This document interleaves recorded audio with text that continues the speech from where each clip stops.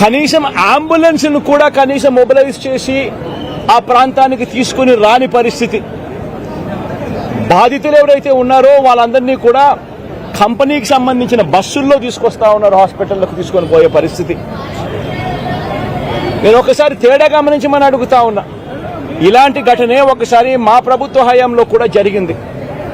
LG polymers అనే ఘటన జరిగింది. కోవిడ్ మహమ్మారి ఉన్న సమయం అది. మేలో జరిగింది. మే 2020 ప్రాంతంలో జరిగింది. ఒకవైపు కోవిడ్ మహమ్మారి ఉంది, ఉన్నప్పటికీ కూడా ప్రభుత్వం ఎలా పలికింది, ఎలా స్పందించింది అని ఒక్కసారి కంపారిజన్ చేయాలి. ఆ ఘటన తెల్లవారుజామున రాత్రి 3:40 తెల్లవారుజామున 3:40కి ఆ ఘటన జరిగితే, తెల్లవారుజామున 3:40కి ఆ ఘటన జరిగింది. పట్టపగలు కాదు. జరిగితే 5 గంటల కల్లా కలెక్టర్ స్పాట్లోకి వెళ్ళాడు, కమిషనర్ స్పాట్లోకి వెళ్ళాడు. అంబులెన్సులు అప్పటికీ ముమ్మరంగా మోహరించేశాయి. గవర్నమెంట్ అంబులెన్స్ అన్ని కూడా తీసుకొచ్చాయి. ప్రతి బాధితునికి కూడా తోడుగా ఉండే కార్యక్రమం జరిగింది. 6 గంటల కల్లా వైఎస్ఆర్ కాంగ్రెస్ పార్టీకి సంబంధించిన సీనియర్ నాయకులందరూ కూడా స్పాట్ మీదకి వెళ్లారు, తోడుగా ఉండే కార్యక్రమం చేశారు. అదే రోజు 11 గంటల కల్లా, మధ్యాహ్నం కూడా కాదు, మధ్యాహ్నం కాకమునిపే 11 గంటల కల్లా ఏకంగా ముఖ్యమంత్రి అంటే నేనే ఏకంగా స్పాట్లోకి నేనే రావడం జరిగింది. స్పందించిన తీరు గమనించమని అడుగుతా ఉన్నా. వెంటనే 24 గంటల్లోనే ఏకంగా ₹1 కోటి కాంపన్సేషన్ ప్రకటించిన పరిస్థితులు గతంలో ఎప్పుడు జరగల.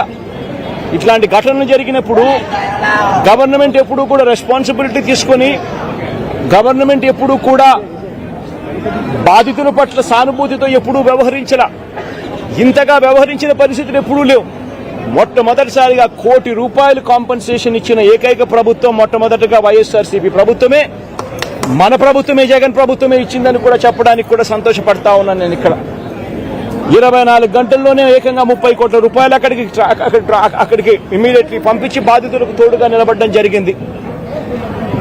ఎవరైతే దెబ్బలు తగిలాయో, ఎవరైతే ఉన్నారో వాళ్ళని వెంటనే హాస్పిటల్లోకి చేర్పించడం, 3 రోజులు హాస్పిటల్లో ఉంటే ₹10 లక్షల మేర కాంపన్సేషన్ ఇవ్వడం, హాస్పిటల్లోకి పెరిగిన మైనర్ ఇంజనీర్స్ కూడా వెంటనే ₹3 లక్షలు ఇవ్వడం, హాస్పిటల్లోకి ఎవరు వచ్చినా కూడా చిన్న గాయాలతో వచ్చిన వాళ్ళకు కూడా ₹25,000 మేరకు వాళ్ళకు కూడా కాంపన్సేషన్ ఇచ్చి పంపించడం.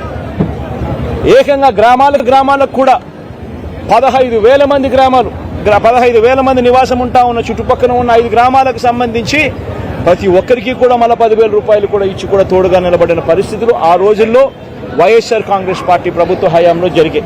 నేను ఇక్కడ ఎందుకు చెప్తా ఉన్నాను అంటే, మనిషి ఒక ప్రభుత్వం అధికారంలో ఉన్నప్పుడు స్పందించే తీరు ఎలా ఉంటుంది అన్నది చాలా ఇంపార్టెంట్. ఈ ఘటనలో చంద్రబాబు నాయుడు గారు ఇక్కడికి వచ్చినప్పుడు ఆయన ప్రెస్ మీట్ చూసి ఆశ్చర్యపోయా. జగన్ హయాంలో జరిగాయి ఘటనలు అని చెప్పి చెప్తాడు కానీ, నేరాన్ని ఇక్కడ నుంచి డైవర్ట్ చేసే కార్యక్రమం చేస్తాడు కానీ, ఆశ్చర్యం ఏమిటంటే చంద్రబాబు నాయుడు ఇంతకుముందు 2014 నుంచి 19 ఆయన ముఖ్యమంత్రిగా ఉన్నప్పుడు ఆయన హయాంలో జరగలేదా? ఈ ఘటనలు ఇటువంటివన్నీ ఎవరి హయాంలో అయినా కూడా జరుగుతాయి. కానీ జరిగినప్పుడు ఒక ప్రభుత్వం ఎలా స్పందిస్తూ ఉంది అన్నది మోస్ట్ ఇంపార్టెంట్ ఆస్పెక్ట్. ఒక ప్రభుత్వం అన్నది